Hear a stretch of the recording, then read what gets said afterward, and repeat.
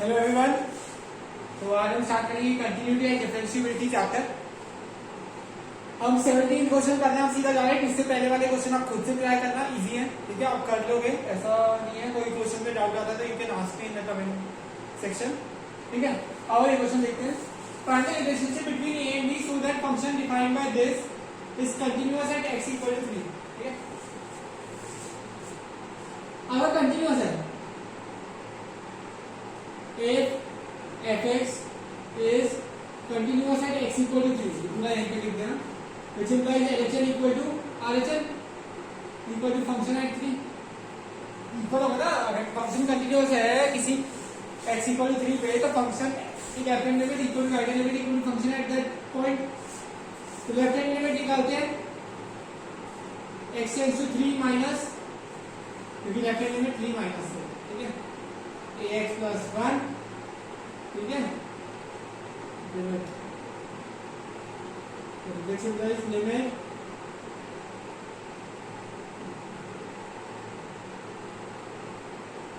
3 minus है तो less than 3 greater than 3 है तो h का कोई रोल नहीं होगा, ठीक है। तो 3 प्लस तो कितना आया 3a plus 1, right hand limit निकालो, limit x tends to 3 plus bx plus 3 which is equal to b into 3 plus 1 b plus 1, ठीक है। अब हमें रिलेशनशिप निकालना है बिटवीन ए एंड बी। ए और बी नहीं निकालना, निकलेगा ही नहीं, अगर समझ, ठीक है। तो क्या करोगे, यहां पे नहीं निकलेगा, ऐसे निकल सकता है, ए और बी पूछ सकता है, निकाल दोगे, ये है ना। 3 माइनस के लिए ये bx प्लस 3 है, ठीक है, ठीक है। तो a कितना हो गया 3b प्लस 1 आ गया, माइनस 1 तो प्लस 2 अपॉन 3, ठीक है। a आ गया, रिलेशनशिप है, a और b का रिलेशनशिप है, ठीक है ना, यहाँ पे ये भी रिलेशनशिप है, याद रखना, ठीक है। Easy question. फंक्शन एट 3 देखना ही मत, वैसे अगर बोलता ना a और b की वैल्यू निकालनी है तो यहां से नहीं निकल सकती, एक दोनों को इक्वल करके नहीं निकल सकती। अगर यहाँ पे क्या होता कि फंक्शन एट 3 जैसे 5 आ रहा होता तो निकल जाती, कैसे, इसको 5 पे से इक्वल करते, इसको भी 5 से इक्वल करते, a और b की दोनों की रिस्पेक्टिव वैल्यू निकल जाती।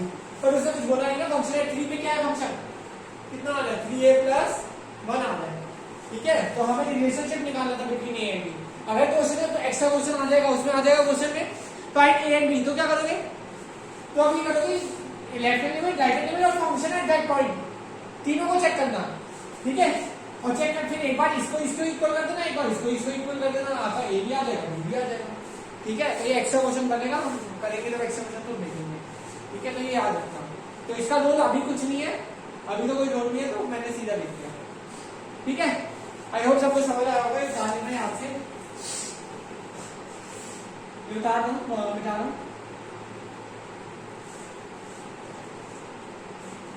Question will find lambda such that function this if x is equal to 0 and if x greater than 0 continuous and x equal to 0, ठीक है। तो लेफ्ट हैंड लिमिट निकालो, limit x tends to 0 minus, तो कितना आया lambda x to minus 2x, x less than 0 के लिए function ये होगा limit x tends to 0 minus 0 minus 0 equal to 0 आया। राइट हैंड लिमिट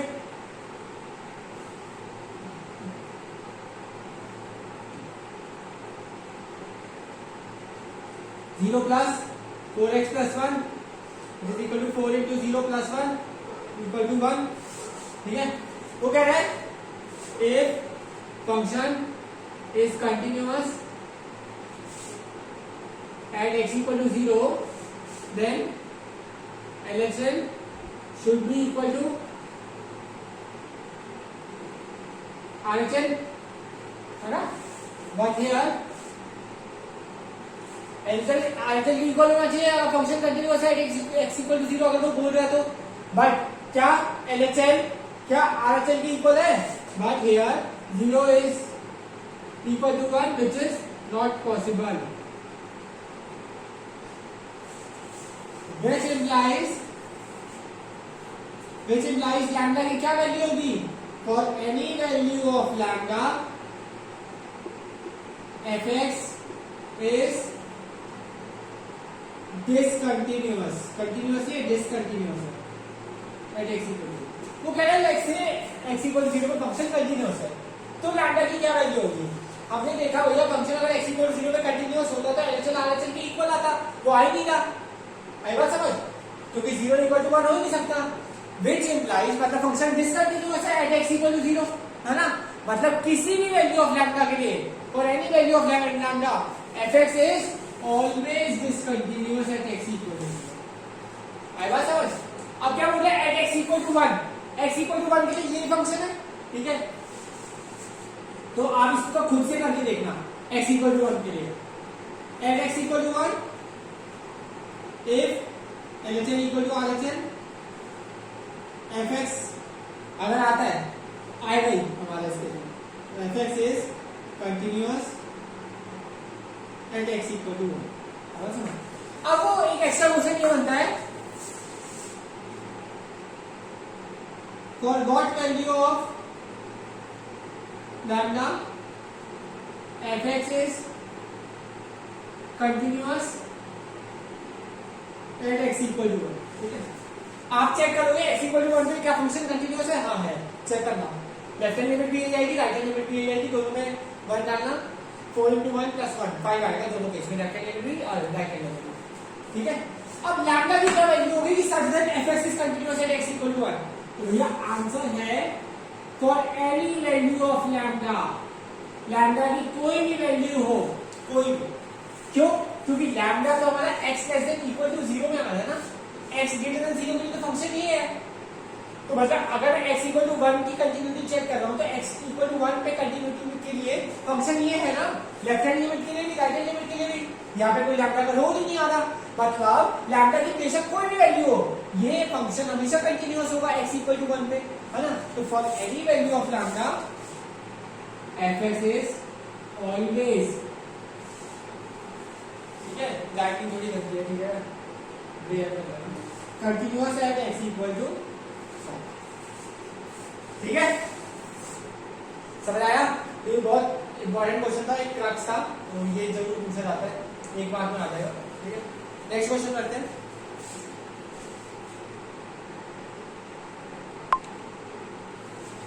तो नेक्स्ट क्वेश्चन है, show that gx equal to x minus greatest integer of x is discontinuous at all integral points where greatest integer of x is greatest integer less than or equal to x। ये क्या होता है greatest integer function, ठीक है? ये मैंने पढ़ा था क्लास में, ठीक है?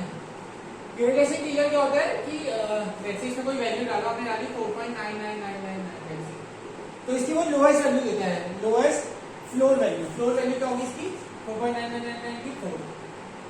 अब मैं कहता हूँ 5.0001, इसकी लोएस्ट वैल्यू क्या होगी?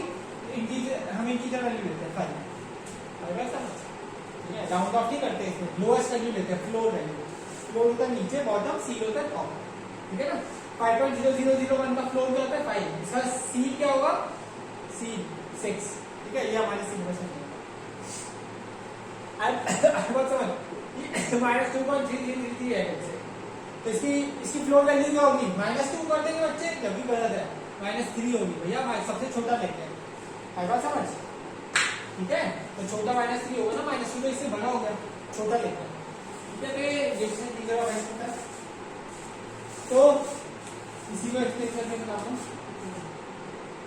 Late c be any integer, तो left hand limit x tends to c minus, तो x माइनस दिस, तो limit x tends to c minus में where x equal to c minus h, तो limit x tends to 0 c minus h greatest integer of c minus h, ठीक है? Which is equal to limit h tends to 0 c minus h. अब भैया यहाँ पे crux है question में, ठीक है। लेट्स से सी है 5, एच है 0.01, ठीक है। तो सी माइनस एच कितना हुआ, 5 माइनस 0.01 4.99, ठीक है। 4.99 की वैल्यू क्या आएगी, 4 आएगी ना। इसको मैं 4 को कैसे लिख सकता हूं, c माइनस 1 माइनस में c माइनस 1, ठीक है ना। ये ब्रैकेट अपनी तरफ से लगाया, ब्रैकेट है ये, ग्रेटेस्ट इंटीजर नहीं है, ग्रेटेस्ट इंटीजर स्क्वायर ब्रैकेट में। ये समझ आया।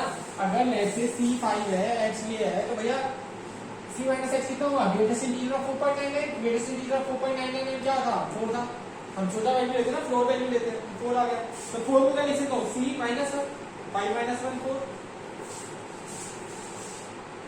c minus h minus c plus 1 limit h into 0, c c करके h इनटू 0 तो 0 प्लस 1, ठीक है। आई बात समझ।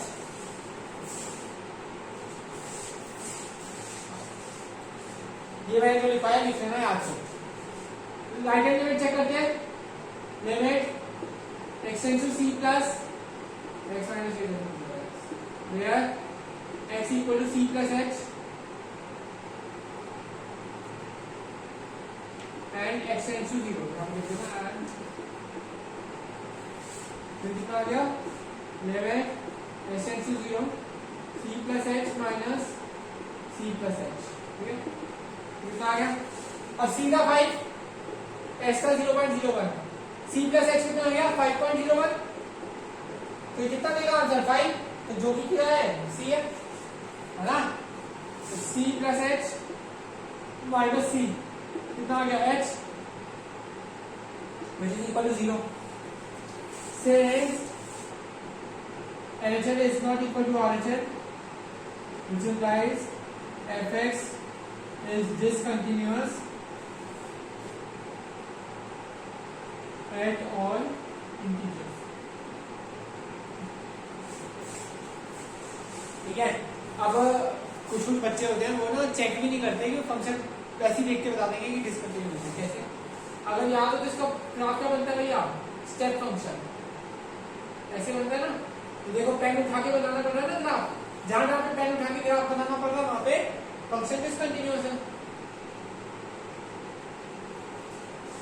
यहाँ पे ब्रेक हुआ है, यहाँ पे डिसकंटिन्यूअस है। अगर आपको याद हो मैंने पढ़ा है, ठीक है। नेक्स्ट क्वेश्चन करते हैं।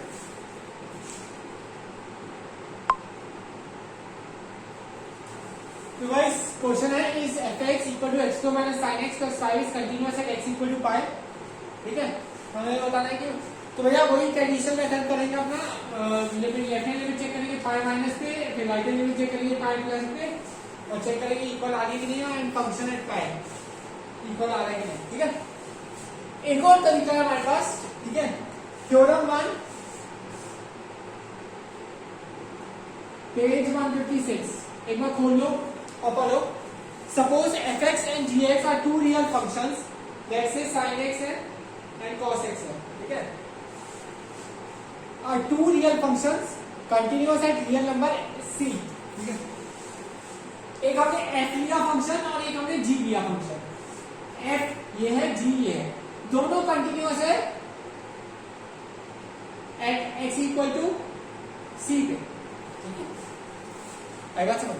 If f and g are both continuous at x equal to c, एक स्पेसिफिक पॉइंट पे दोनों कंटिन्यूअस है, sin x भी कंटिन्यूअस है, cos x भी कंटिन्यूअस है। जैसे x equal to pi by 2 तो दोनों ही कंटिन्यूअस है पाई बाई 2, ठीक है।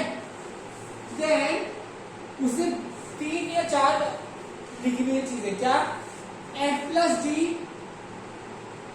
कंटिन्यूअस होगा at x equal to c, f minus g f into g और f by g।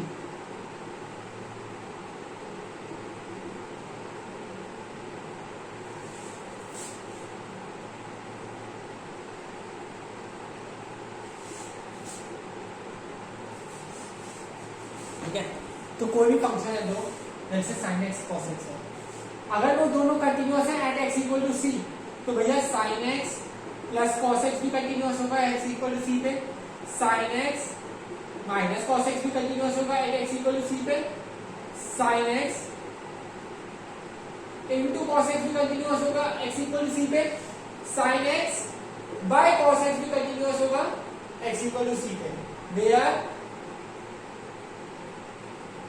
x is not equal to pi bye, क्यों? क्योंकि cos x cos pi by 2 कितना होता है? 0 होता है ना, तो वो ये 1/0 इंफिनिटी हो जाएगा।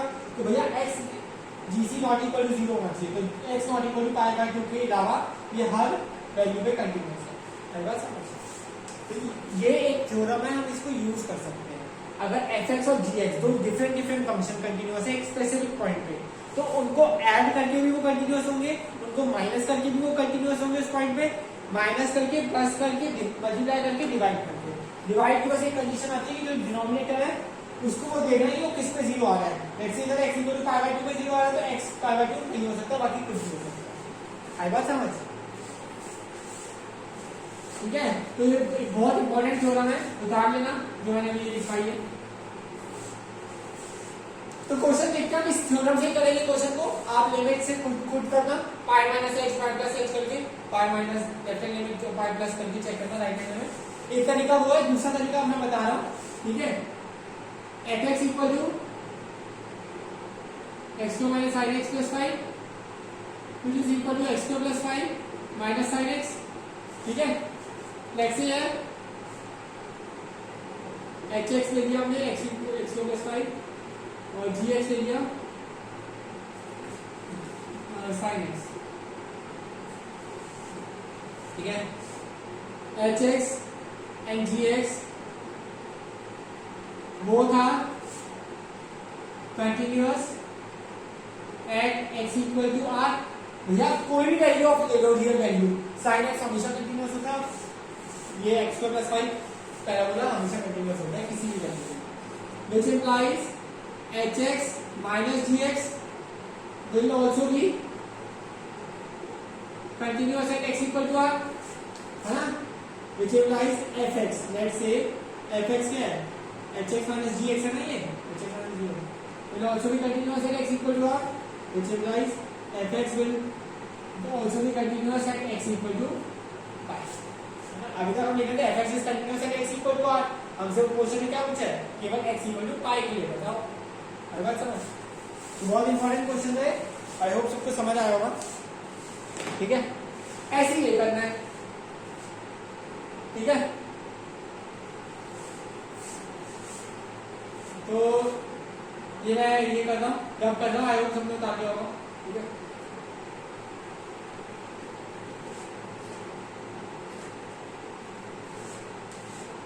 sin x plus cos x, sin x cos x both are continuous at x equal to r, hx plus gx will also be continuous at x equal to r, fx will also be continuous at x equal to r। और हमसे पूछा कौन क्या था? पहले बस यही पूछा गया था, भैया देख लो।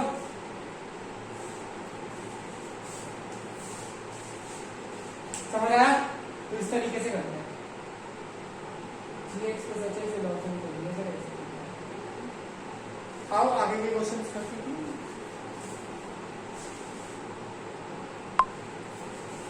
तो गाइस क्वेश्चन है discuss continuity of cosine, cosecant, secant, cotangent, ठीक है। तो कोसाइन क्या हो गया? cos ये कहां पे कंटिन्यूअस होता है? x इक्वल टू r पे। भैया हमें ये देखना है, अब भैया आप कहोगे आपने कैसे बता दिया, ठीक है। हमें ये देखना है कि फंक्शन ब्रेक कहां पे हो रहा है, ब्रेक कहां पे हो रहा है, तो वो कैसे पता चलेगा? ब्रेक अगर कोई सिंपल कोई नॉर्मल फंक्शन है, ठीक है ना, उसमें तो और कुछ आइडेंट नहीं है, सब्ट्रैक्टिव नहीं है, मल्टीप्लाई नहीं है, डिवाइड नहीं है, तो उसमें देखो वो फंक्शन कब डिफाइन नहीं होता। cos की कोई ऐसी वैल्यू बताओ x की जहां पे फंक्शन डिफाइन नहीं होता। x की हर वैल्यू पे फंक्शन डिफाइन है, cos 0 पे, cos 1 पे, cos कुछ भी हो, cos pi by 2, cos pi, cos 3 pi by 2, कुछ भी हो, हमेशा cos डिफाइंड है, बात समझ। तो it is continuous at x equal to r। cos secant, cos x कितना हो गया? 1 by sin x, है ना। और अगर मैं ये 1/0 कर दूंगा तो ये नॉट डिफाइंड हो जाएगा, तो मैंने क्या बताया, इन सबकी अगर कंटिन्यूटी चेक करनी है तो आपको वो पॉइंट निकालना है जहां पे फंक्शन डिफाइन ना हो। cos x कहां पे डिफाइन नहीं होता, अगर साइन में 0 डाल दी तो साइन 0 इज 0 तो नॉट डिफाइन हो जाएगा, है ना। तो साइन 0 कब होता है, मतलब साइन 0 कब होगा, साइन x जब x इक्वल टू क्या होगा, n by function is discontinuous at x equal to n pi। बात समझ, x की n pi अगर होगा x मतलब sin n pi 0 होगा हर बार, है ना। तो x अगर जब भी x 0 होगा, मतलब ये अगर 0 आ गया तो हमारा फंक्शन नॉट डिफाइंड है, तो हमारा फंक्शन वहां पे ब्रेक हो रहा होगा। बात समझ, ठीक है। तो ऐसी आपको सीकेंड x का देखना है, तो sec x कितना हो गया 1 अपॉन cos x, तो x equal to pi by 2 पे cos पाई बाय 2 कितना होता है 0, तो 1 अपॉन 0 नॉट डिफाइंड आ रहा है, तो 2n प्लस 1 पाई बाय 2 पे फंक्शन डिस्कंटिन्यूअस है, जहां पे n बिलोंग्स टू इंटीजर है, जहां पे n बिलोंग्स टू इंटीजर है। कॉट का आप देख लो, cos x upon sin x, तो x equal to n by पे फंक्शन डिसकंटिन्यूअस है, ठीक है ना। ये लिख लें, इंपॉर्टेंट है ये, 1 मार्क में आ जाता है, ठीक है। तो जहां पे फंक्शन नॉट डिफाइंड है वहां पे आपका फंक्शन ब्रेक हो रहा होगा, तो वही फंक्शन वहां पे डिसकंटिन्यूअस है, ठीक है। बाकी हर जगह पे कंटिन्यूअस है। ये हुआ फर्स्ट क्वेश्चन। सेकंड क्वेश्चन देखते हैं, find all points of discontinuity. हम तो x इक्वल टू 0 पे चेक करेंगे, तो left hand limit x tends to 0 minus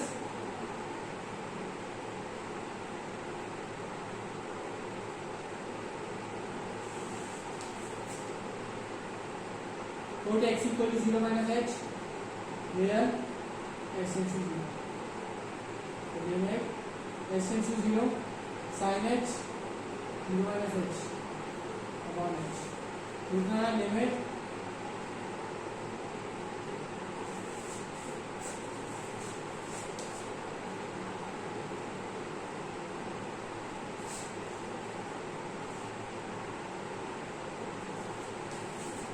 question देखते हैं गाइस, ये हम गलत कर रहे हैं, ये तो प्रॉपर्टी होती है ना, तो h का कोई रोल ही नहीं है, ठीक है। 0 minus limit x tends to 0 minus sin x upon x, तो limit x tends to 0 sin x upon x कितना आ गया 1, प्रॉपर्टी होती है ना, ये 11 में पढ़ी होगी, limit x tends to 0 sin x upon x equal to 1। Right hand limit check करो, limit x tends to 0 plus के लिए फंक्शन क्या है x plus 1, limit x tends to 0 plus 1 and function at 0 equal 0 plus 1 since LHL equal to RHL equal to function at 0 which implies no point of, there is no point of discontinuity, ठीक है। आई बात समझ। Next करते हैं 24, ये बेटा हो गया।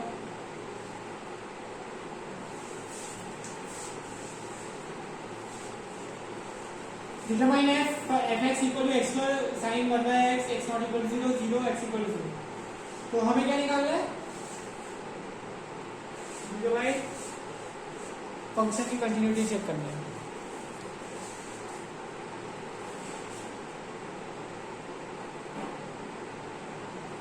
कंटिन्यूअस फंक्शन है कि नहीं,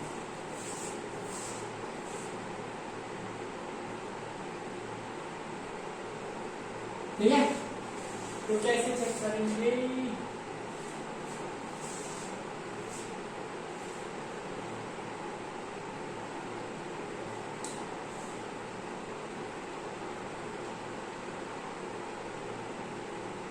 चेक करते हैं x 0 पे चेक करते हैं,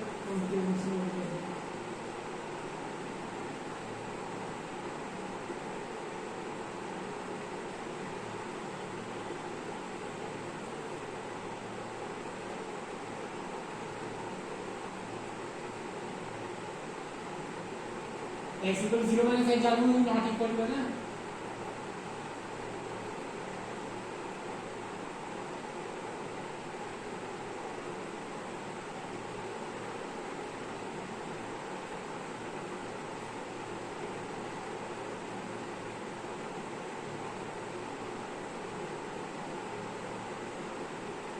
साइन माइनस थीटा कितना होता है माइनस साइन थीटा तो माइनस माइनस प्लस हो गया x साइन 1/h ठीक है तो 0 इंटू साइन 1/0 ठीक है तो जब जो साइन इंफिनिटी होता है तो वो क्या होता है value oscillating between 0 and 1 sine 1/0 की वैल्यू जो है वो ऑसिलेट करेगी बिटवीन 0 एंड 1 ठीक है तो कितना आ गया 0 इंटू ये कुछ भी हो हमें क्या फर्क पड़ता है कितना आएगा 0 तो ये क्वेश्चन का क्रक्स था भैया अगर आपको ये नहीं पता तो आप आंसर दिक्कत कर सकते हैं आंसर निकलने में ठीक है तो साइन इंफिनिटी क्या होता है वैल्यू ऑसिलेट करती रहती है -1 से 1 के बीच में कोई डेफिनेट वैल्यू नहीं आती है तो लिखते हैं sine 1/0 sine infinity gives us the value oscillating between 0 and 1 ठीक है कोई फिक्स वैल्यू नहीं है उसको ठीक है तो 0 इंटू कुछ भी होगा तो 0 ही होगा ना यार ऐसी राइट हैंड लिमिट निकालो वो तो निकली हुई है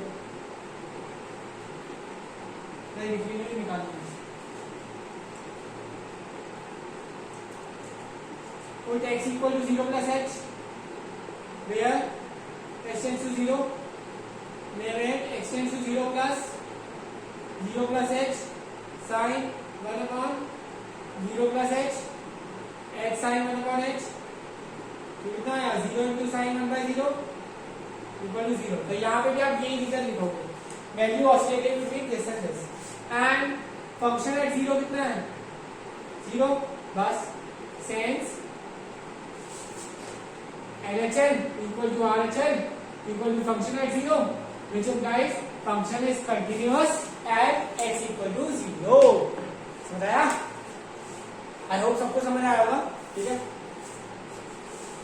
तो आज की क्लास वाइंड अप करते हैं ठीक है please like my video share with your friends subscribe my channel press the bell icon so that आपको हर चैप्टर की नोटिफिकेशन आए हर वीडियो की ठीक है okay guys goodbye Stay safe.